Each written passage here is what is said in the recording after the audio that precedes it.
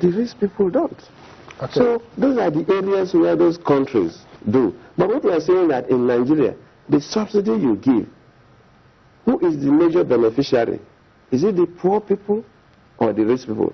Those countries, those areas government intervene, the health areas and social welfare. For those, in fact, that social welfare, they pay to those who don't work. It's a survival fund. The rich people don't. Even if you are working, you don't get it. Immediately you are working, you don't receive it. But those who are not working are like the poorest of the poor who are not working, you get that payment. Even for the health, the rich people don't. They take care of themselves. They go to private hospitals and treat themselves. But the poor people, but in terms of the subsidies now, is it the rich people that are benefiting more or the poor people? Is it somebody who has 10 jeeps that even is, the children of 12 years will drive and be killing people on the road that is benefiting, or the poor man that don't even have a motorcycle? So people don't. Okay, we'll look at both sides of it, because some people will argue differently, Mr. President, and say that even those who don't have vehicles still have to take buses. So for that reason, the benefits... I'm talking about who benefits most. Most, okay. I'm not talking about benefits. I'm talking about when you compare the areas of subsidy by the developed societies. Yes. Those who benefit most are the poorer people. The poorest will benefit most from whatever they do. But in terms of poor subsidy, those who benefit most are the rich people. That's what I'm talking about, most. Okay. So if we must intervene, if we must subsidize, then we have to subsidize. I used to say that it's better assuming we deregulate and we stabilize. I prefer that government subsidize on power. Because if we subsidize on power, if the power is almost the same thing, because the rich will have more electrical appliances, but it will stimulate a lot of production. Yes. Because all these boys who do and young girls who do small and medium scale enterprises, and you can regulate it. You can have discriminatory tariff. Is that an area that the government might look into, subsidizing electricity? No, for now, of course, even that area you want to encourage investment. The government is not subsidizing power. But what the government is going to do in that area is to have discriminatory tariffs. The people who just use small power for lighting their rooms, radio, and so on, will pay less in the rural area. Then for industrial use and purely commercial use, they pay more. You can do that because you have different meters for different categories of people. But for petrol, you cannot do that. And of course, even the government is coming up with discriminatory tariff for that too, so that you can make sure that the poor people use power that is cheap. The rural people use power that is cheap. But the people who can afford pay at the commercial rate. Thank you very much, Mr. President. Now let Steve ask his question now. Excellency, I'm actually getting worried with the workability of most of what we're saying.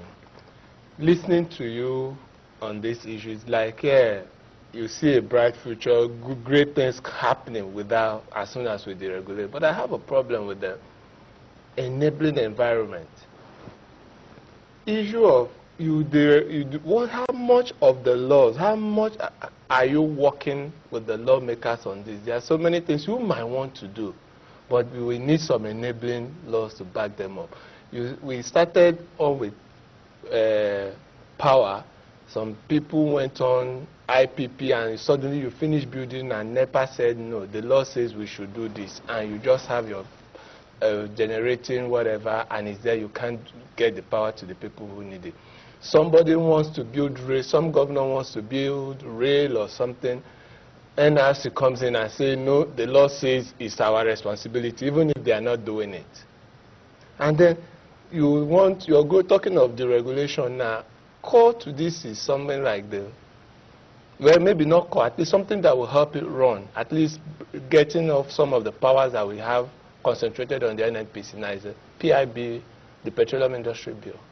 But, Mr. President, I know as we speak now, there's really no Petroleum Industry Bill before the Senate. They have denied that they don't have any such bill. And these are things we need to knock together to at least, if somebody is coming to invest in this sector, we've cleared certain things for him. So we don't go on like wishful thinking that we do this, we do this. Meanwhile, the person brings his machines and all that and gets in and discovers that he can't go anywhere because the laws can't let him operate. Well, you mentioned so many things, but not exactly. If you talk about the PIB, the Petroleum Industry Bill, if the Senate or a member of House of Reps said that there's no PIB before them, it's based on their own regulations. You know, the National Assembly or the legislature operate like courts. If a judge is listening to a case, even if that judge listening to the case, almost all your witnesses have given evidence and so on. And if that judge has not pronounced judgment, and assuming that judge retires or is transferred to another court or dies, and a new judge is appointed, he has to start that case de novo. He has to start from the beginning. So the parliamentarians have a similar practice, that if they are listening to a particular bill, until they pass it and send it to the president for assent, if the legislative year ends, they will start afresh. The 6th Assembly listened to the PIB. We pressurized them to conclude it. But somehow they couldn't conclude it. Then elections came in. Election year is not a very good year because most of them were involved in elections, so they didn't conclude it. So the 6th Assembly did not. So now we have the 7th Assembly. So the 7th Assembly, we want to start de novo. And the problem we have is that because it's a bill that there were too many interested parties. So even the bill that moved into the National Assembly, people have different write-ups and so on. So there's so much of confusion. So we say, look, let us go back and develop, amend, put some of those areas that I agree already that were being discussed properly. So that if it goes back this time around, it will move faster. Because they discussed quite extensively. A lot of suggestions, because they have consultants that are working with them too. But we know that the interest is not for president or minister. The interest is Nigerian. Somebody in the National Assembly today may be the next president, maybe the next governor. So the interest is Nigeria, not a deal for executive, and there is a different law for the legislature. As far as the petroleum industry is concerned, it's the interest of Nigeria. We are here very transient. I used to say that no president, by God's grace, until you amend the constitution, can stay here more than 8 years. So you must stay and go, and others will come in. So the interest of Nigeria is paramount. So we are working on the bill. We are looking at those areas of disagreement so that if it goes this time around, it will move faster. I believe in the first quarter of next year, it will be resubmitted in the National Assembly. That is the premise they are saying there's no bill before them. So they are right to say that there was a bill that was discussed by the 6th Assembly. For the 7th Assembly, the bill has not gone in. But when we talk about, yes, I'm optimistic, how do we make sure that people keep faith with it? This is not an area that requires law. You don't need a law. Because even the projects that were intervening, because you are aware of our SHORE program, that we selected some projects to quickly intervene. We selected projects that will finish before the 29th of May 2015. And our conviction is that from 2016, you don't need an intervening agency. Everything will be built up into the capital budget of the federal government. So the only thing Nigerians have to do is to make sure they vote a president that is credible, somebody they believe in. We will try and demonstrate it. We've started it. The beginning is, so to take off is not so easy. You need to do a lot of changes. But when we get through this deregulation, you will appreciate the volume of activities that will be going on. So when we are electing the next set of leaders that will run the country from 2015, make sure, help, you are journalists, help to talk to Nigerians.